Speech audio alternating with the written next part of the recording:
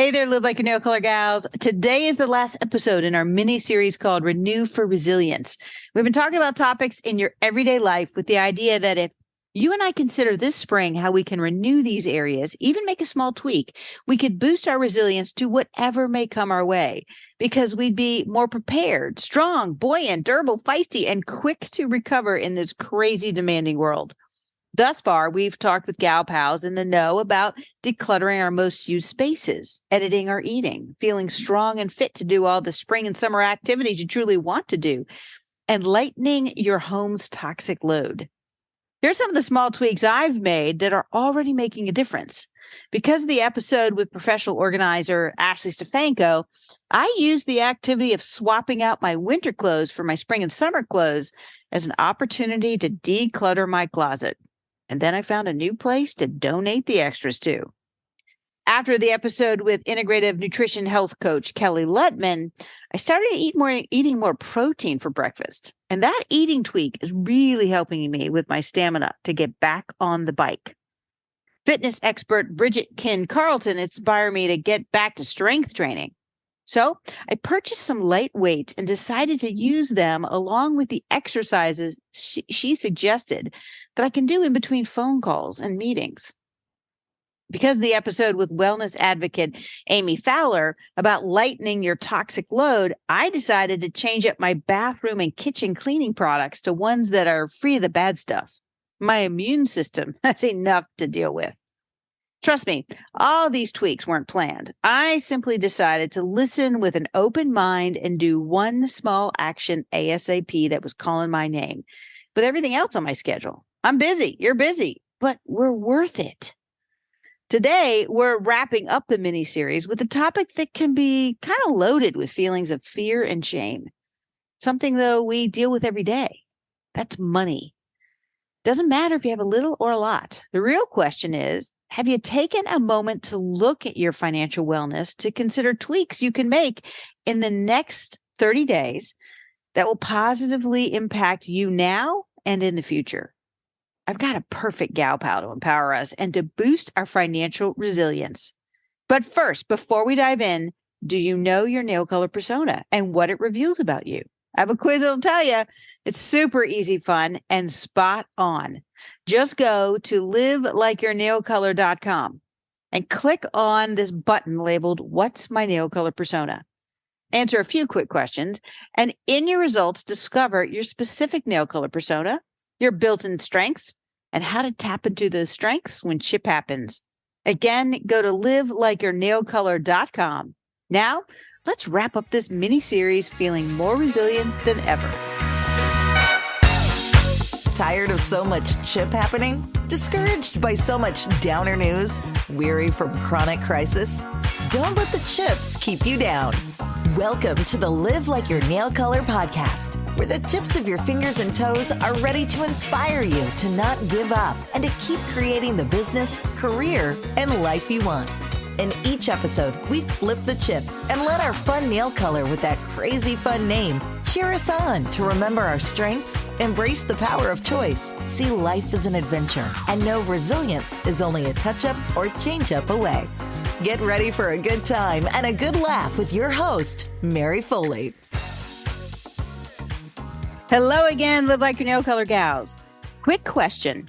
On a scale of 1 to 10, with 10 being amazing, how would you rate your personal financial well-being right now? Now, imagine if that number were higher. How would that impact your personal resilience as the economy and stock market inevitably rises and falls? And what kind of mindset around money would help kick doubts and fears about funding your personal dreams to the curb? It's my observation that we gals definitely want financial security and freedom, but we tend to avoid and postpone giving real attention to our financial life. My hope is that by the end of today's podcast, you are newly inspired to kick your hesitations to the curb and spring some new life into your financial well-being. To help us do that is my gal pal, Mary Ashby. When Mary and her husband, Rob, were in their 30s, they were 2 state employees with 2 small kids, barely making ends meet. I bet they would have rated their financial well-being at the time a 2. Well, today, Mary is a regional vice president and investment advisor representative with Primerica Advisors. She calls her approach your money GPS, helping to grow, protect, and save for your financial future. What I really appreciate about Mary is that she helps make figuring out your financial well-being practical, attainable, and even fun. Mary, welcome to the Live Like Your Nail Color podcast. Oh, thank you, Mary. I'm so glad to be here. I'm glad you are too. And I'm glad that, this can be a kind of a touchy topic sometime when we talk about money, but it's a great way to wrap up the Renew for Resilience mini episode series and to talk about something and just kind of bring it up to like, okay, we can do all the things that I've talked about in this series, like decluttering and reorganizing and editing what you're eating and detoxing your space and also getting physically strong. But we need funds to make that all happen. So as well. So I'm glad you're here today. But you know that before we dive into that conversation, I always ask my guests, what's your nail color persona? And did it nail you? So what is your nail color persona, Mary? So good to answer this question because I right now I'm a Naked Nelly. And, so not afraid to be my authentic self. So that nailed me. But if I took the time, I would definitely be a solid sister. And that just means that I'm not taking the time to do my nails right now. Okay, I got it. Now that's both fingers and toes. Is that correct? Are you usually Naked Nelly, fingers and toes? Naked Nelly all the way around right now. Okay. But I used to be solid sister. Oh, okay. So that's like your go-to when you're not a Naked Nelly. All right. I love that. So you're like authentic all the time, 100% true. What's cool is that actually you are my first guest who's totally naked or naked, as I like to say, right? So solid sister, if you're a solid sister, or if you say, is it normally fingers or toes when you end up putting on polish? Oh, it's both. If I'm going solid sister, I'm going the whole way. All the way. Okay. So what is a go-to fave color when you are a solid sister? And did that nail you? Oh, no, this was a difficult one too. I'm a very complex person. So as one of my 4-year-old grands would say, my favorite color is rainbow. Well, I'm not going to put rainbow on my nails, but purple would be number one.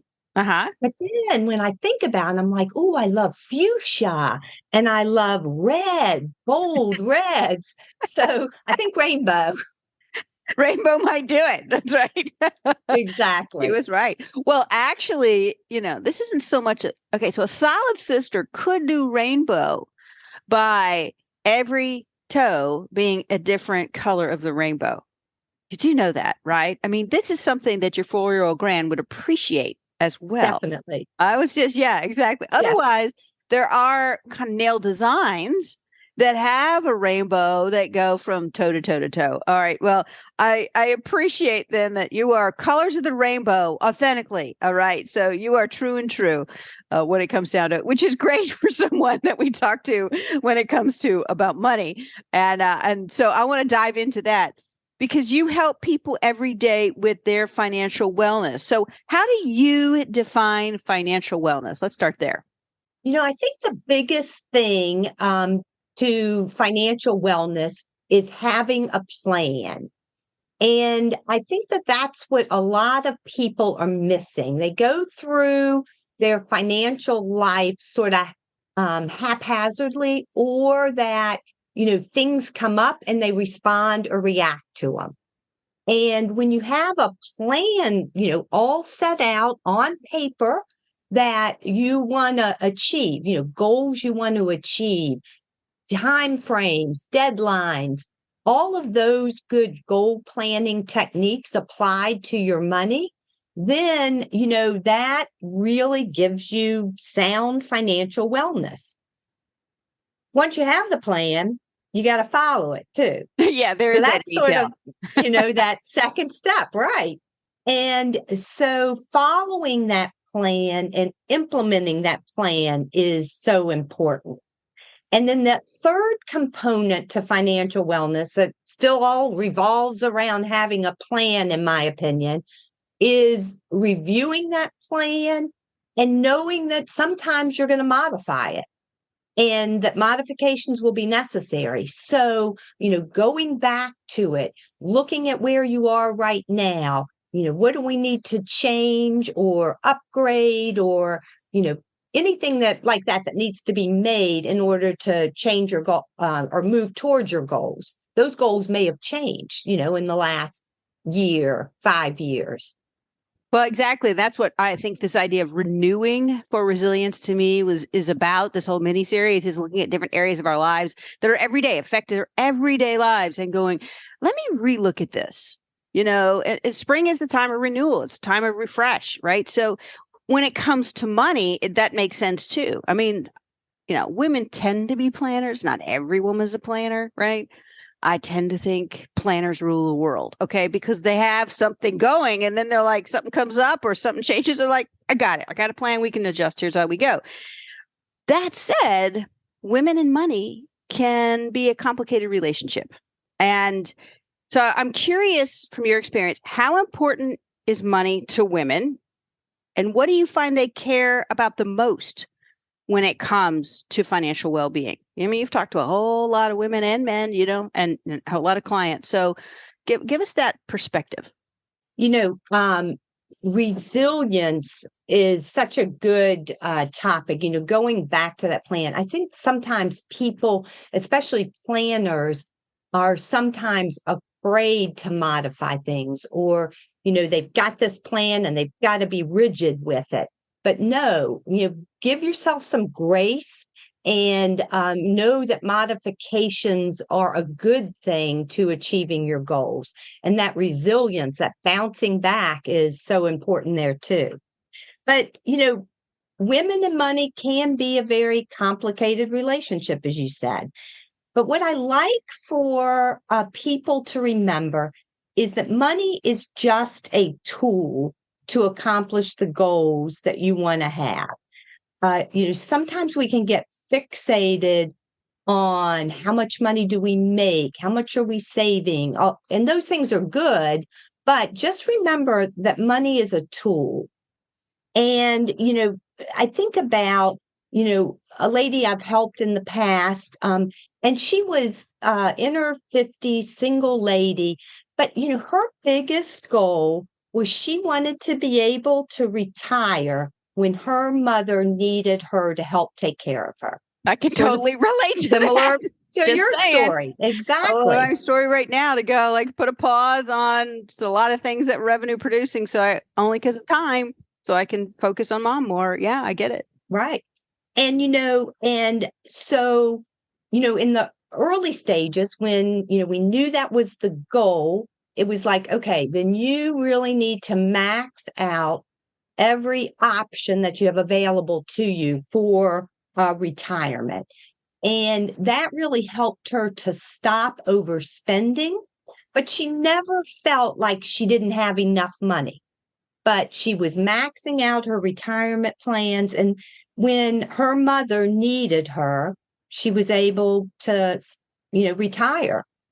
And she got so much joy from that and being able to accomplish that goal. And her mother is no longer with us, but now she's using those funds she worked so diligently to accumulate to, travel and do some of the really fun things that she wants to do now in this stage of her life. Other things that, when it comes to women and money, and these are things that we've heard, but we need to be reminded, is that, women are most likely going to have a longer lifespan. So we need money to last for a lot longer than maybe our male partners, siblings, whatever. And so we really, need to focus on that accumulation and growth of that money. And the other thing is long-term care. The single women, like the woman I just talked about, has no children. So she, really is concerned about, what might happen later in her life when she may need someone to take care of her. And so long-term care needs. So we have to, and that's an expensive proposition right there. So making sure that we've got that covered.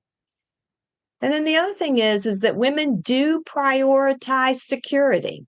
We want to feel secure. And I definitely, that was a big part of my story years ago.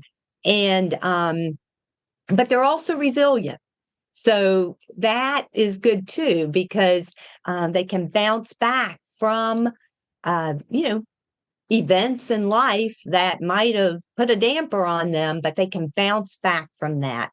And, finding a plan, a way to bounce back is always important too. It is deliberate though, right? This is also, we have to have a plan. And I love what you just said about, oh, it's okay. You can modify it, and that's one of the aspects of resilience. And it also takes the pressure off that you have to get it exactly 100% right. I mean, there is no 100% right. There's probably right now it works, but then circumstances change, and therefore the plan and the preparation have to change. I'll tell you from personal experience, I had a conversation yesterday with a sibling and my father about long-term care, about their long-term care. And I literally, he handed me the policy to just look at some of the things, and it was dated literally 20 years ago. So 20 years ago, they bought a long-term care policy. Now, just, heads up, like they're in their late 80s. So they did this in their late 60s. And my dad looked at me, no kids, right? And I recently got married, but, Bill's older than me. And he's like, you have a long-term care policy, right? Because he wants to make sure. I said, yeah, Dad, I bought one. I started I started one at 49 years old.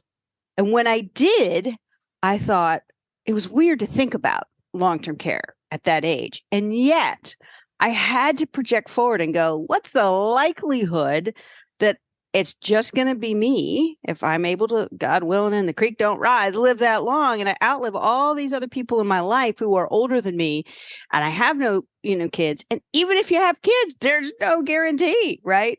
So that's not really a plan, but you feel like you might have somebody in there to help you.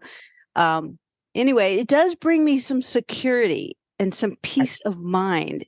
And at least I have a plan. Will it cover everything? I don't know for sure. So I keep reviewing the whole picture, but having something versus not, because I'm really working on the health thing to live longer. Okay. Just so I'm doing the editing, my eating we talked about earlier in other episodes, and also strength training. So I'm working on that plan. So I got to have a funding plan to support that.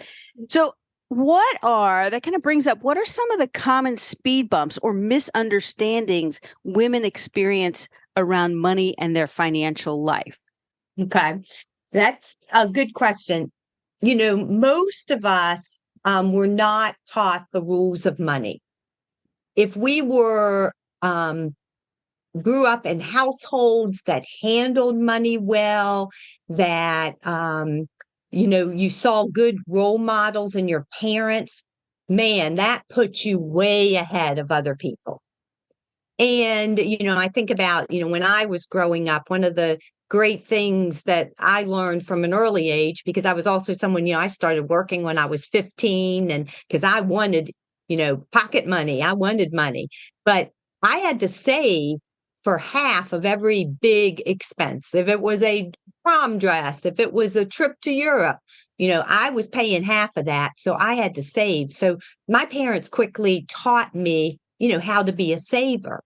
So, I feel very fortunate that they, I grew up with that kind of a mindset. So I was a saver for things, looking toward the future.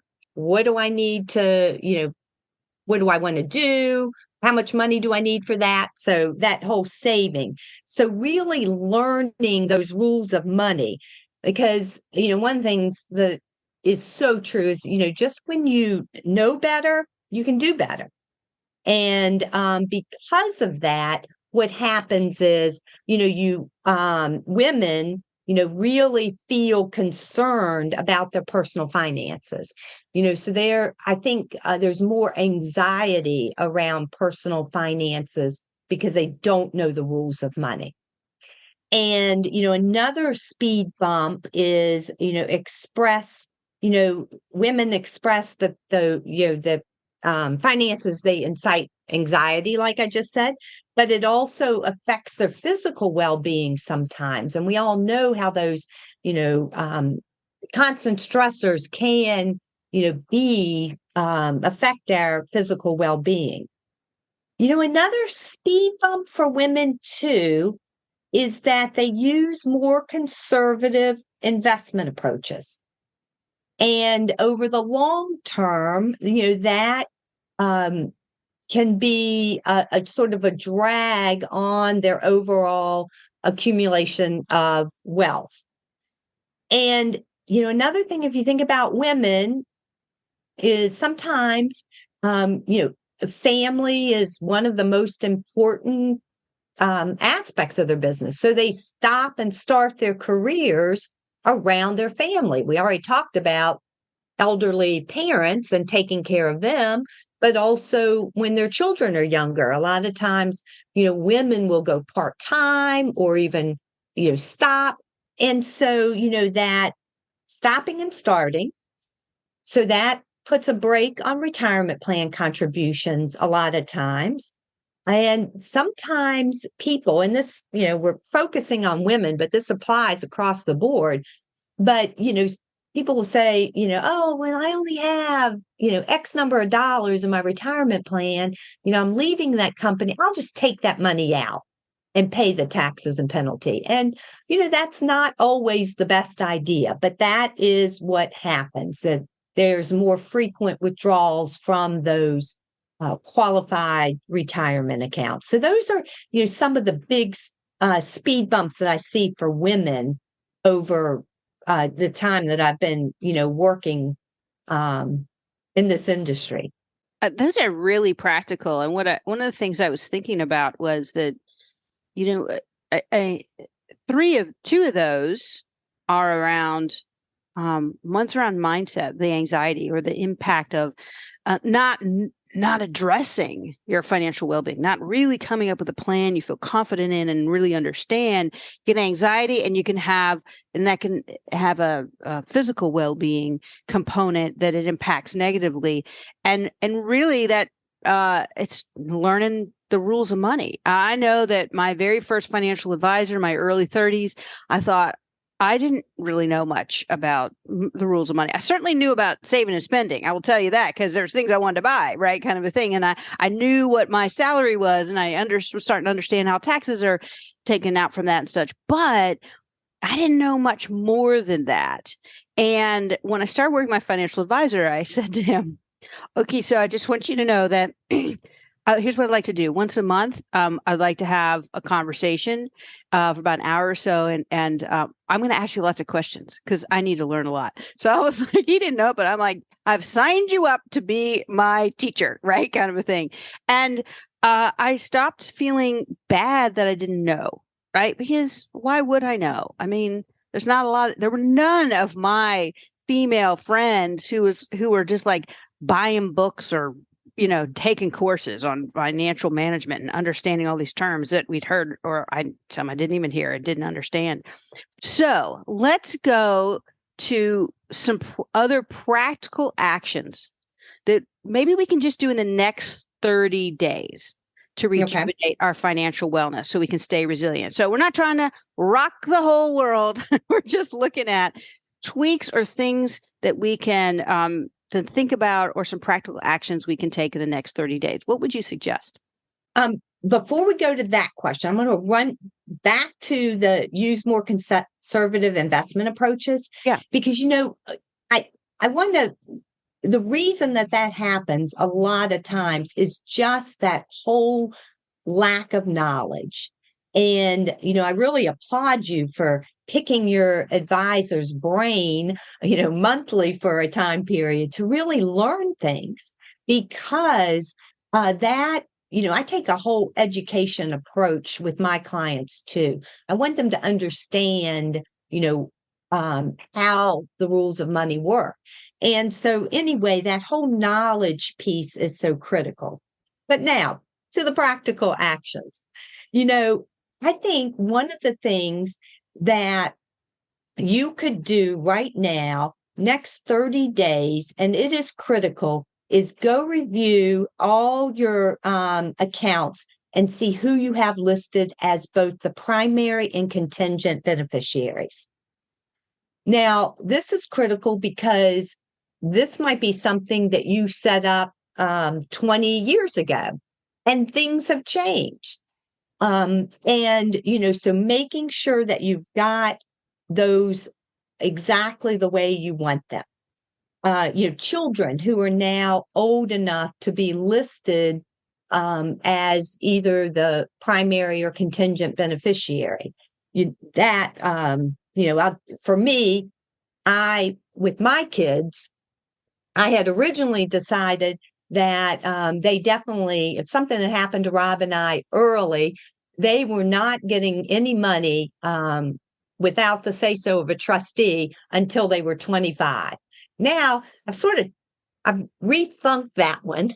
I know that's not a word, but, but Rob has convinced me that they are both mature enough and will be gone so that they can, get the money now. But we had not listed them as contingent beneficiaries on our accounts. And we recently went back and did that. So, that just is an example of things that change over time that you may not have done. So another thing is, I would really encourage everyone listening to this, if you don't already have a trusted advisor you're working with, to really go ahead and start researching that. Because a lot of people think either one, they don't have enough money, or two, it's going to cost way too much to work with an advisor. And that may not necessarily be the case. And, really, you don't want to go it alone. It is, critical to have a knowledgeable, trusted person in your corner. So, some of the things I think about is, giving perspective to goals and timeframes is a good thing an advisor can do.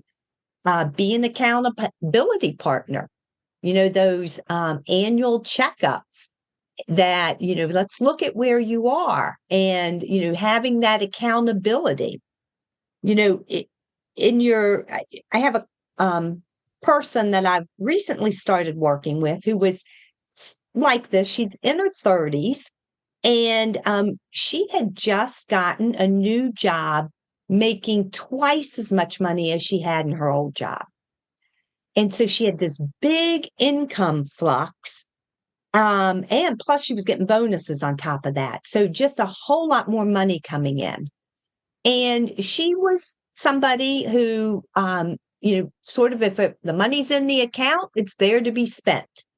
So she had already, before I started meeting with her, made some really good decisions, like with her 401k contributions and things like that. But she had some old retirement plans that were out there from previous jobs. And she also had this pesky credit card balance that was out there that she just really did not like, that she hadn't been able to pay that off. So that's with the pesky credit card balance. I enter as the accountability partner. And I'm actually touching base with her every couple of months. What's the balance on that card? Have you been sticking to your plan? Because that was one of the things I really encouraged her to do, is to come up with a budget. She'd never really had a budget. She knew how much she spent for some, the big bills, the electricity, the rent, the things like that. But she hadn't looked at those annual expenses, like car repairs and gifts and, car tags and insurance, things you might pay on an annual or a not regular basis over the course of a year. Sat down, really looked at those costs, divided it by 12. And what I encourage people to do is open up a savings account and just stick that money in there every month. Treat those irregular bills like a bill and a monthly bill. And then, when the bill comes, you can get you have the money sitting right there in the savings, move to checking and pay it. So, those were some things I did to help her. So, just sort of that working with an advisor. But also you could, do a complete review of your financial situation. We just finished taxes. So, you've got all your financials that you had to, put together your tax return. So, really look down, take stock, what are your retirement plan balances, that type of thing. And the fourth thing that you could do right now is, really decide on a focus area. And these are some areas I'm just going to throw out. We talked about budgeting already. And, sometimes that's a dirty word, but it really does help to write down on paper or in a spreadsheet, electronically, however you want to keep it, that, exactly how much money is coming in every pay period and where is that money going out, and include everything you spend money on. Go back, look at your credit card, debit card statements, and really, look at all of that. And how much you spend in eating out or on kids' activities or whatever. And so budgeting might be an area, you feel like you need to tighten up on that one. Protection, just making sure that all your insurance policies are what you really need. And again, I'm recommending next 30 days, pick one of these areas. Emergency fund. Focus on getting, if you don't have a minimum of $2,000 sitting in a savings account for, unexpected emergencies, have a yard sale. Go out there, find some things you can sell on Facebook Marketplace, but get $2,000 in savings as quickly as possible. And can I ask you real quick, why 2,000? Well, 2,000, if you think about it, will cover a lot of emergencies that come up in terms of, car repair, an unexpected, let's say our power bill, it's been higher, it'll cover some of those expenses so that you don't have to go to credit to pay them. And so this is a great place to start while you get that budget or cash flow plan in place so that you begin saving for those things on a regular monthly basis. The debt elimination, that might be an area of focus for the next 30 days. What kind of debt do I have? Really study that. That is an area, like the client I spoke about, it was pesky. It wouldn't go away. Okay, well, how can we get that taken care of? Long-term savings might be the area of focus you want to work on. Those longer-term goals, you really start to focus in. How much do I need to be saving every month to have X number of income per month in retirement, or when I don't want to have to work for a paycheck anymore? That's an interesting thing. I'm hearing a lot of people say, well, I'll always do something. I'll always work. Well, when do you not want to have to be reliant on that paycheck? College savings is another area, and then estate planning. And that's where that beneficiary sort of falls under that too, but it's a much bigger picture.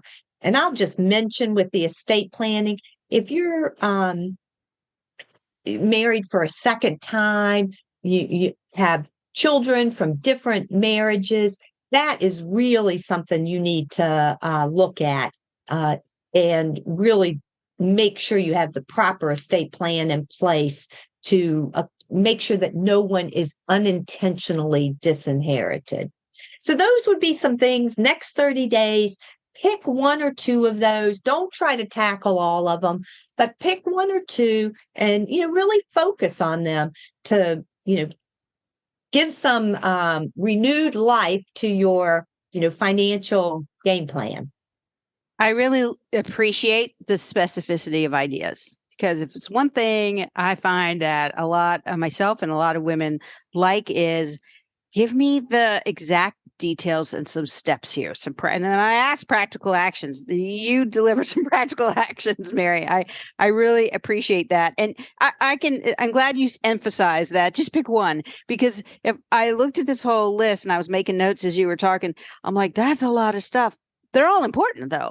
So I guess what I was going through is, have I done that? Have I done that? Have I done that? Ooh, I need to look at that a little bit more. And I'd say pick the one that kind of jumps out at you, that right now made you go, ouch, inside, because they're all important. But this is about reviewing and renewing. And it's not necessarily to be totally comprehensive this spring, but at least to get started, and at least to address, because, hey, we do a lot of other things that annually we look at. So why not this, right? But right now, I know there's a lot of uncertainty in the economy, in the business marketplace. I guess really there's always that, it feels like. But, right now there definitely is. What should we be looking out for or to keep in mind as we take any of these actions in the next 30 days?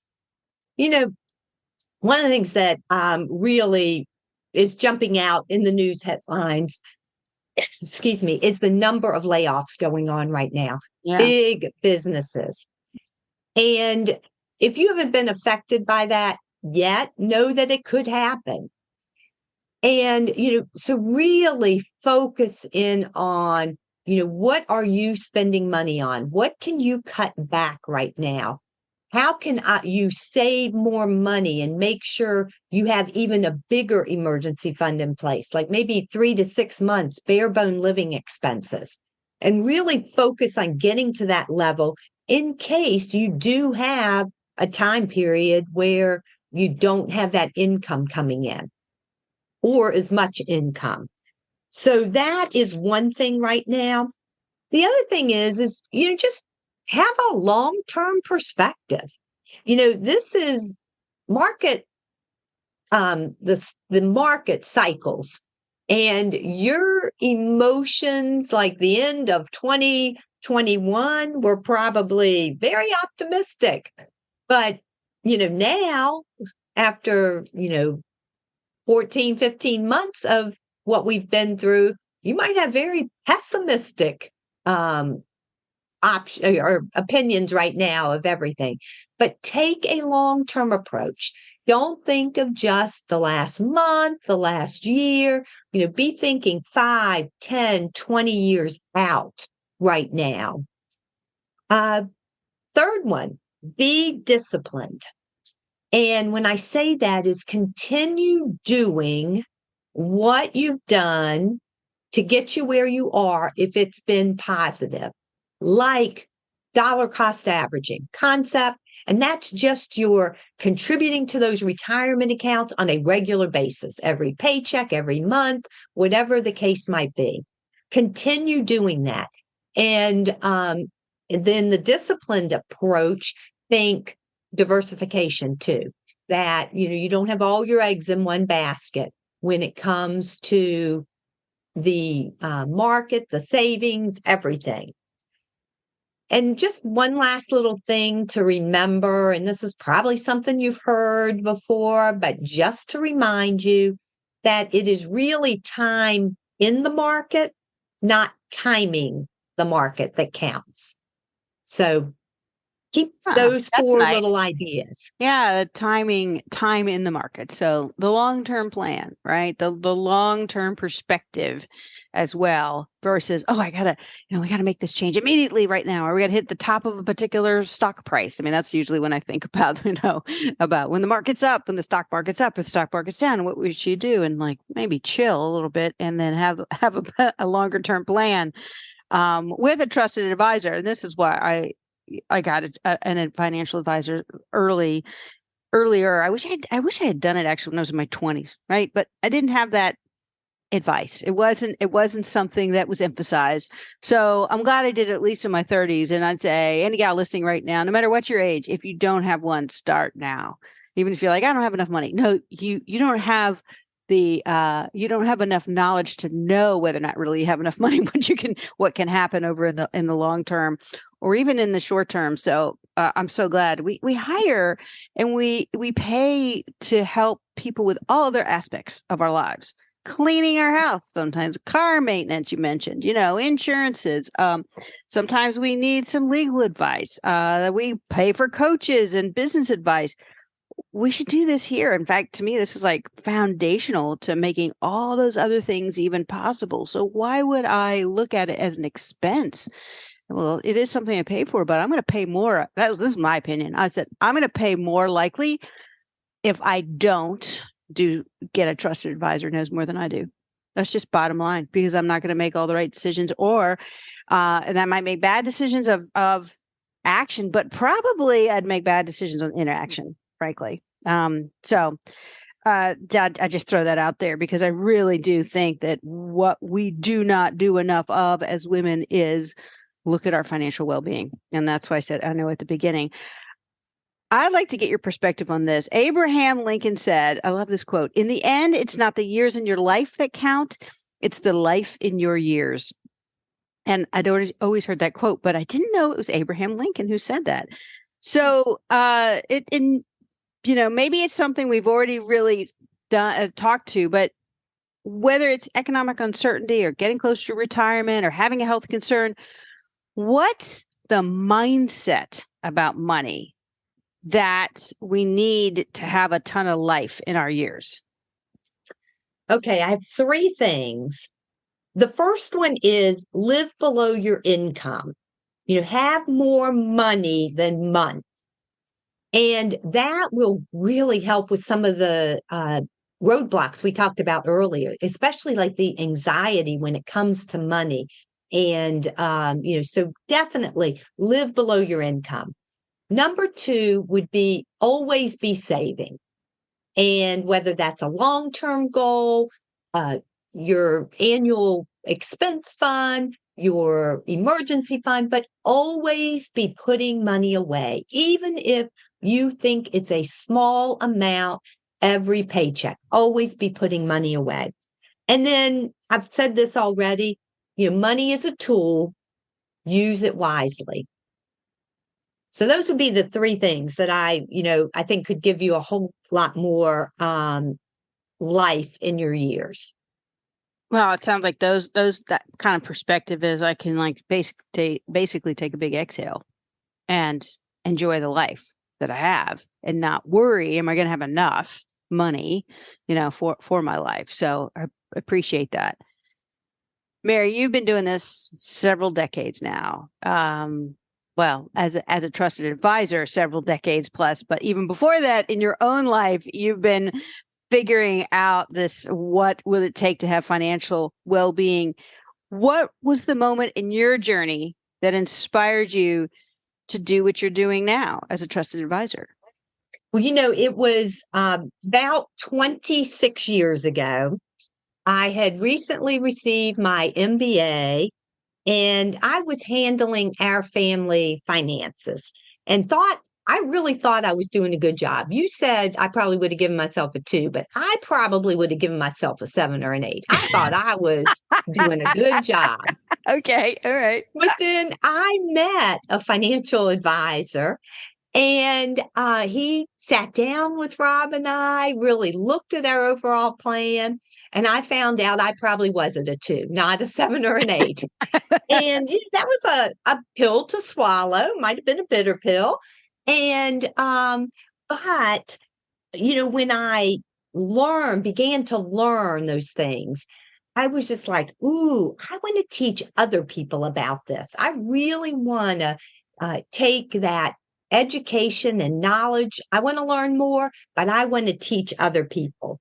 And so that's what really kicked it off for us 26 years ago, when, just that eye-opening experience of learning that, I really was a 2 when it came to handling money.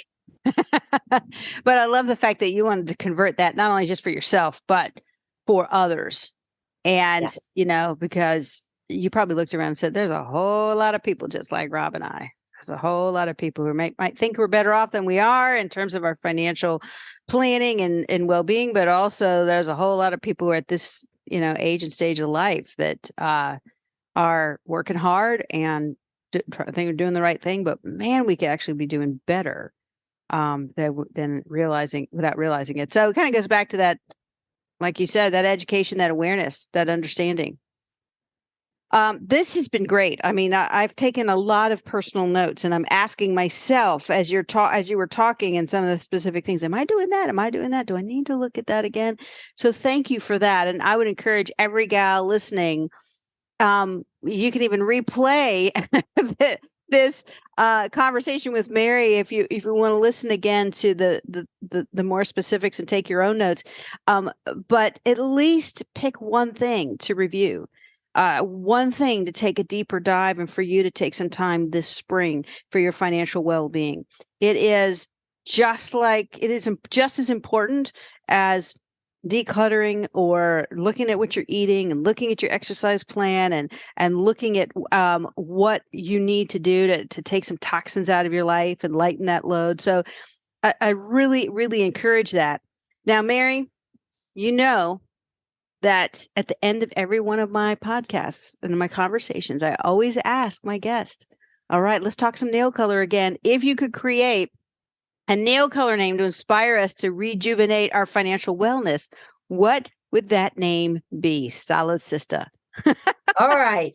So this was a difficult one. I've got a lot of things written down, but I think it's On Track.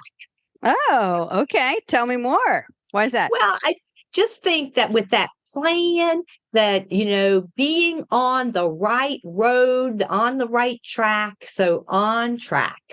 Okay. I love that. On track and on the track to financial well-being.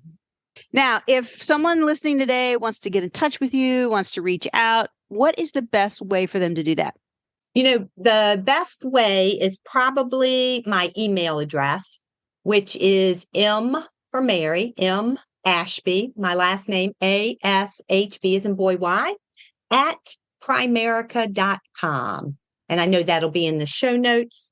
Probably didn't need to spell that all out for you all, but it'll be in the show notes. And then, my website, maryashby.com, there is a trailer video there. So check it out. You learn a little bit about me. Some of the things we talked about today are in that, but you'll learn more about why I'm excited to help clients every day. Thank you so much. It's been great, Mary. Hey, and every gal listening, one last thing. Financial compliance is essential for all financial services organizations. So here's what I want you to know. One, the opinions expressed are not necessarily the opinions of Primerica. Primerica representatives are independent contractors and not employees of Primerica. Representatives must obtain all appropriate licenses and appointments prior to making a sale or receiving a commission. Primerica representatives are not financial or estate planners or tax advisors. For related advice, individuals should consult an appropriately licensed professional. Content referenced herein does not constitute investment advice.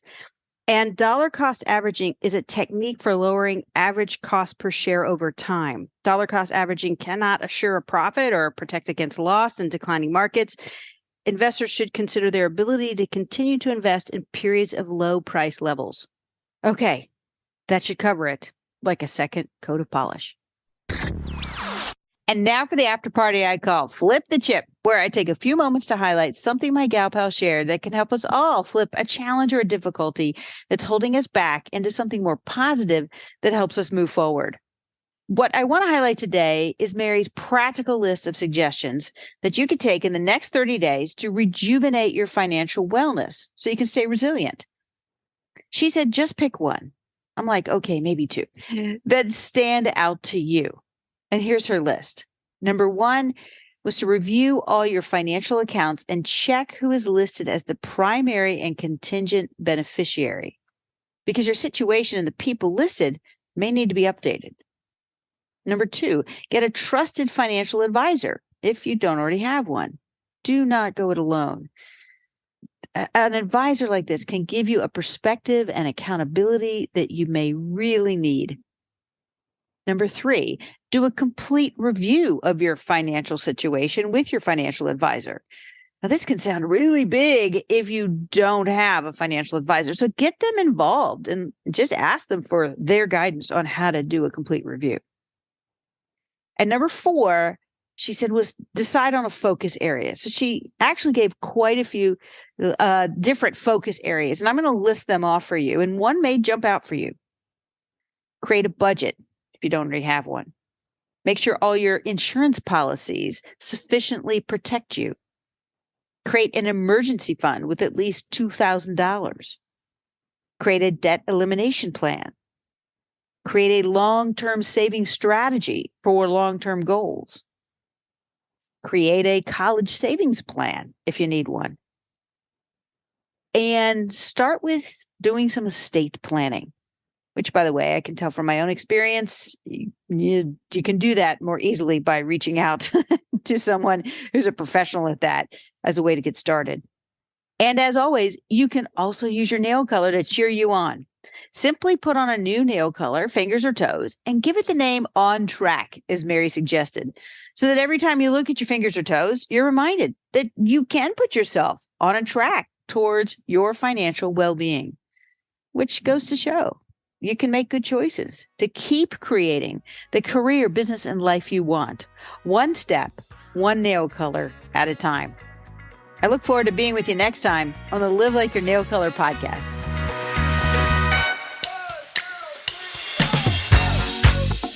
Thanks for listening to the Live Like Your Nail Color podcast. Ready to live and laugh more? Know a friend who could use some of that too? Then subscribe at liveLikeYourNailColor.com or your favorite podcast app and share this episode right now with the person who popped into your mind. Together, let's flip the chip to be stronger, smarter, and happier.